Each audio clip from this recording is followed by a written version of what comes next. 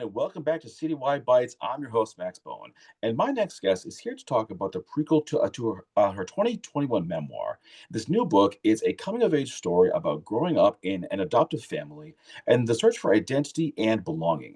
The book's called Twice the Family, a memoir of love, loss, and sisterhood. The author is Julie McGue, and she joins us right now. Julie, welcome to the show. It's great to Hey, have you here. thanks, Max. Good to be here. All right. So let's start with just the choice to do this prequel to your 2021 book, which was called Twice the Daughter. What led you to doing this? Well, I was talking to a lot of book clubs and podcasts about Twice a Daughter, and everybody had questions about what it was really like to grow up as an identical twin, an adoptee. But in my family, half of us were adopted and half were biological kids, which made it a really interesting equation. And so I went to make a timeline of the story I wanted to tell, and it turned out to be a lot more complicated, I think, than writing the first book because the timeline was 27 years as opposed to the search memoir, Twice a Daughter, was 5 years. Nice. All right. What was it like to just go back over your past and kind of like relearn these things? Oh, that is definitely the trick. The first thing is you got to figure out what stories you want to tell and the ones that you should leave out. Um, there was quite a few details that my youngest sister, one of my parents' biological kids, died when I was 16 years old, and I knew that I wanted to put that in the book as sort of the middle section. So there were a lot of things that I needed to write about ahead of that to get to that point. But there were things that I didn't always remember. So I collaborated on some things with my twin sister. If she didn't remember exactly the details, I did. And then when it got to writing about my sister's death and what happened afterwards, I sat down and talked with my mom, which I had no idea that was going to be such a transformative experience for her and for me. A lot of things came out that she had never told any of us. And I think in the end, it was not just my story that I wrote, but also hers as well. And that she healed in some small way also with the publication of the book. Wow, that's really amazing. And doing the research and learning all these things about your past, did you find that there are certain things maybe you didn't remember quite right or had forgotten over the years? Yes, so there's a chapter that I write about in the book about my sister and I taking a walk in one of our family's favorite places, a lake house area in Michigan. And we ran into some boys on the hike that were, let's just say, predatory. And I wrote about that scene and what I remember about it and gave it to my sister to read.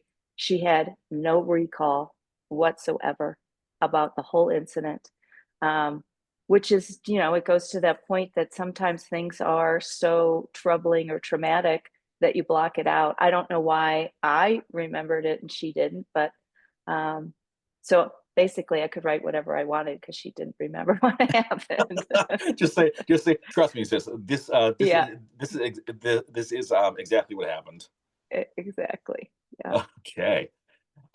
When it comes to themes and messages, what would you say this book explores that is kind of different from your first book? This one I think taps into the identity and belonging piece that the first book did, but in a different way. As an adopted person, I was so blessed to be adopted with my twin sister, which meant I was growing up with a full sibling, which is a gift that most adoptees don't have. But also, in trying to write about what that felt like as a twin and an adoptee, I was also sharing some of my parents and family struggles. And that turned out to be one of the difficult things to do was to juxtapose what was going on in my head at various points in time, a child, a teenager, and a young adult.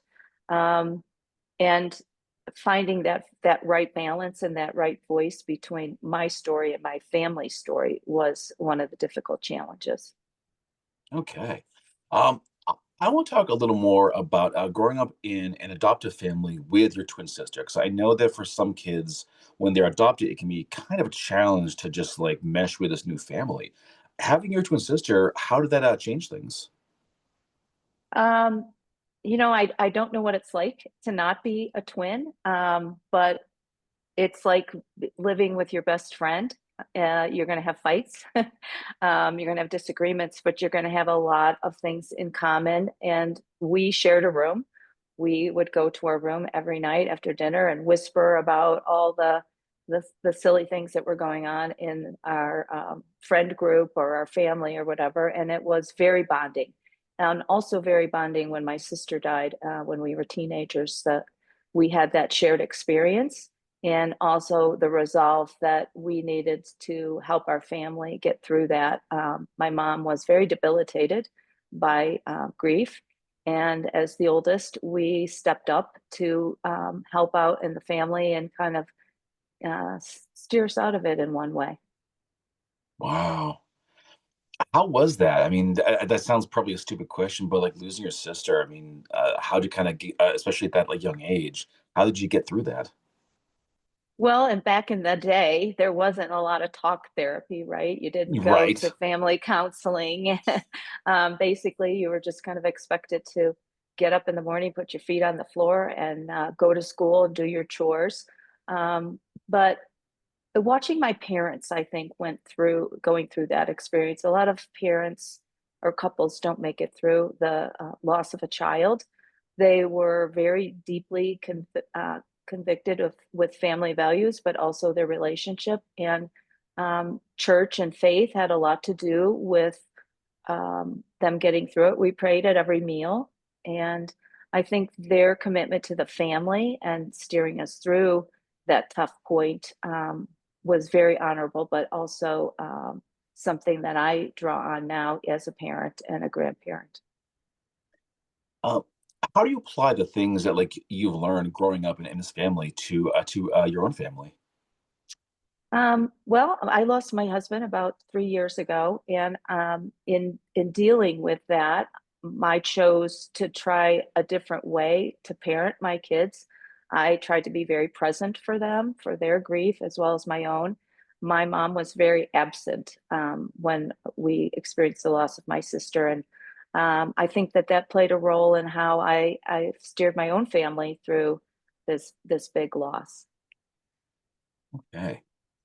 Now, I read that you're not just a writer; you are also a multi-award winning writer. I saw that this book has won two awards. One is a literary Titan Award, which I gotta say is the best name for an award I've heard in quite some time. The other being the Independent Press Award.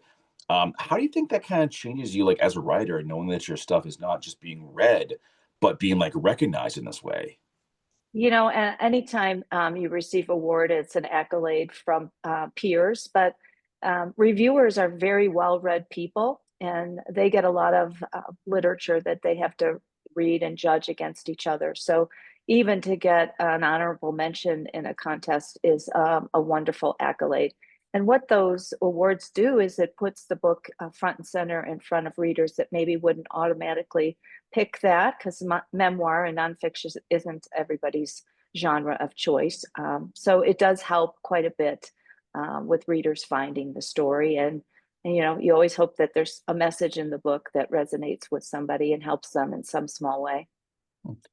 I'm curious about the response from readers. What have they had to say about this? Well, I'll start with my family. Sure.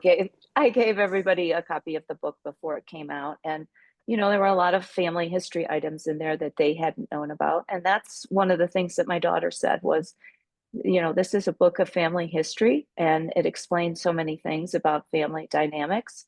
Um, I think for readers in general, they see a little bit of themselves in that struggle to find balance, resiliency to overcome adversity.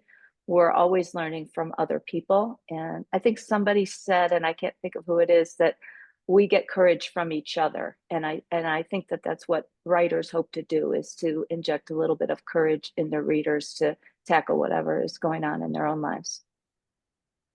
Some solid praise there. I like that. I like that.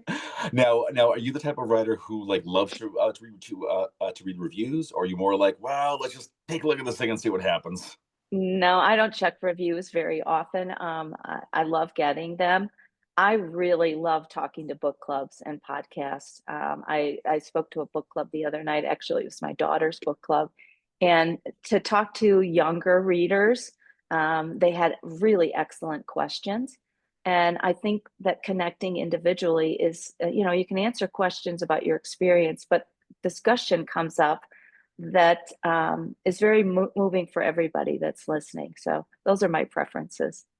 I get, you know, I like that. I like that. And also, this kind of like leads to my next question because I read that you're also in the midst of your own like book tour. You're going to book clubs and libraries and so forth. How did all this come together, and what's that experience been like for you? Well, I have a publicist, which has been a tremendous tool. I love the marketing aspect of books, but you just can't do all of it on your own. I write a monthly column for my local paper, which I love doing, and doing all the social media and scheduling events would be really, really hard to do. But the book events, I'm headed to Tucson next month to go to the a book festival, and there's an adoptee author booth, which I'll be sitting in and meeting fellow adoptee authors who I only know from online, and I'll get to meet them in person and talk about my book and talk about their books. So it's really a great opportunity to get out there and put yourself in front of other readers that might not know anything about your story. I love that they're grouping the adoptee authors together because some book festivals you go to, it's just kind of scattered. They're just all over the place. You'll see like a horror writer next, like a kids writer next, like next like a history writer. So it's a little weird, but I like this. It's very cool.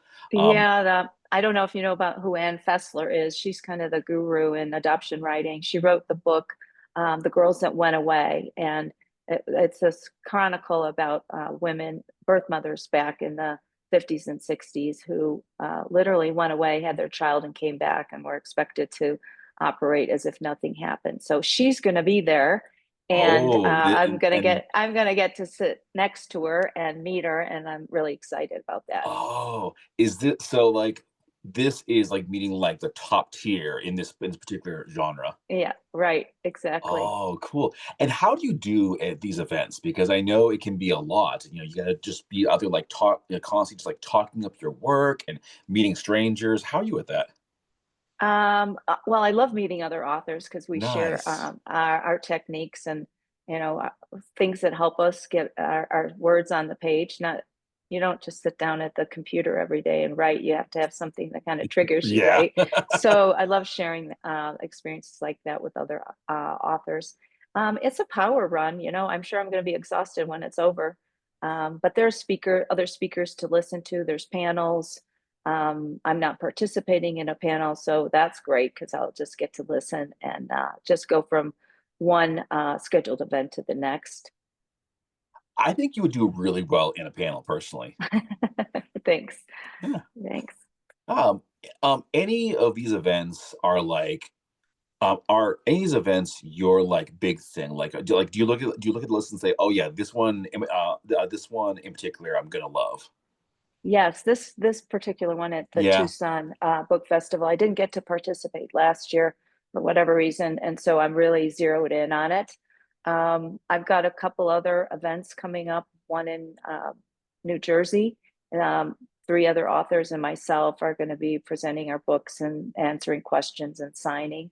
And then I am doing a virtual panel with three other authors. One is a birth mom, one is a adoptive mom, and then two adoptees, and that's virtual. That's coming up on March 11th. So I love doing all different kinds of events because it brings out a different aspect of the story. And anytime I can talk about writing in general, writing to heal, which I think is something that some people really appreciate about writing. Oh, definitely. How do you think your book helped people to heal?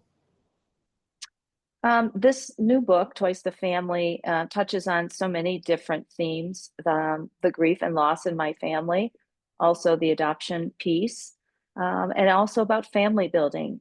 I think family building, the issues of infertility and putting a family together in whatever way that looks like, is an issue that's present day.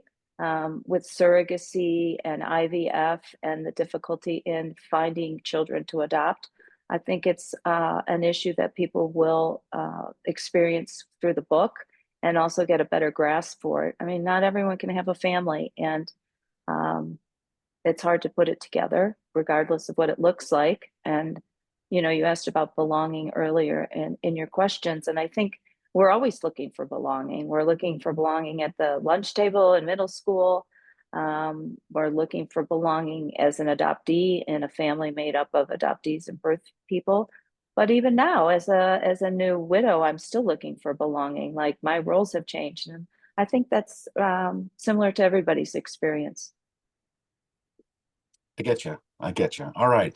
Well, we are coming down to the end of this conversation, but a couple more questions. Julie, I'd like to ask about just what inspired you to share your family story in the first place. What made you think, okay, I'm going to write a book about this and tell everyone like what like my life has been. Well, I wasn't a writer 15 years ago until I started this adoption search story. I had a health issue, a breast biopsy, which triggered the fact that I didn't have any medical history. So that incident and the 5 years that I spent trying to find my birth relatives and the complicated process that was, everybody said, you really should write this story.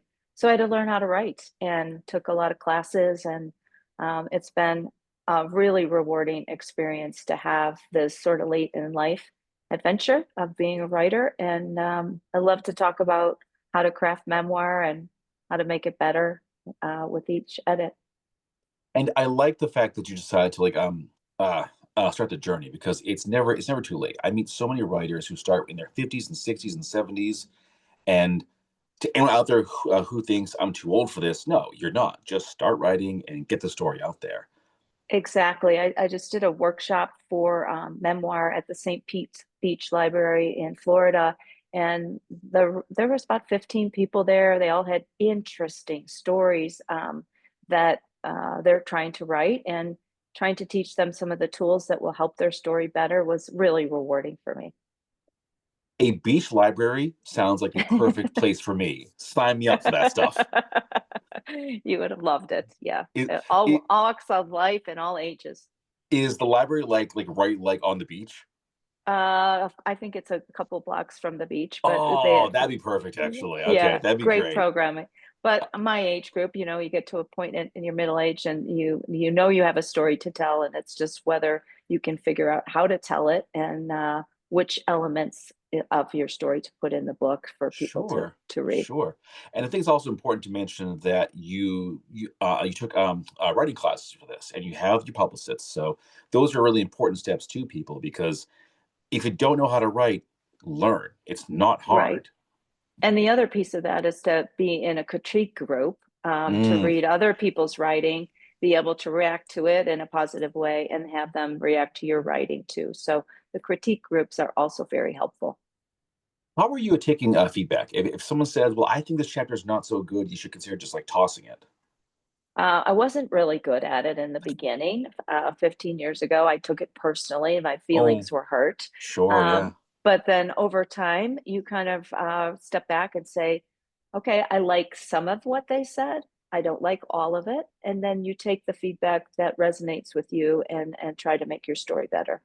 Yeah, and it is really your story too. Like this isn't like a work of fiction. This is totally your life story. So I can see the reaction that, wait a minute, why is this good enough? Like this is me. Come on. Yeah, and a lot of authors have critique groups that they continue to stay involved in, Hmm. just because it elevates your writing to a different level. It gives you a different perspective on craft, technique, and telling the story might be a little bit different. So I will probably always be in a critique group because I really do enjoy the camaraderie and the feedback. Exactly. All right. Well, Julie, of course, the big question to ask is what is next for you? I have a children's book that I'm working on. I wrote an essay about my grandson at our family tree farm, and that's being developed into a children's book with an illustrator. And that's really fun to try a different genre for me. Yeah. All right. What's it about? Can we get like a little bit of hint? Yeah, he picks his tree at the tree farm that's going to be his that he's going to watch for years to come. and it's a small tree, but inside a couple of the branches is a nest, and there's three little baby birds that have just been born. So the the tree is literally, not to be corny, the gift of life. That's a great story. I love that. It's very cool. All right. Well, Julie, thank you so much for joining me. I really appreciate it. And for the folks at home, if you want to learn more about this writer and get her books, you go to Julie McGue, author, MCGUE author.com. Everything's there. Get your copy of these books. Get the forthcoming children's book too. If you got kids, get the book for them too. You got nieces and nephews, get it for them too. And Julie, thanks for joining me, and certainly looking forward to the next conversation. Thanks, Max. Appreciate it. All right. Well, folks, this has been Citywide Bytes. I'm your host, Max Bowen. I'll see you all next time.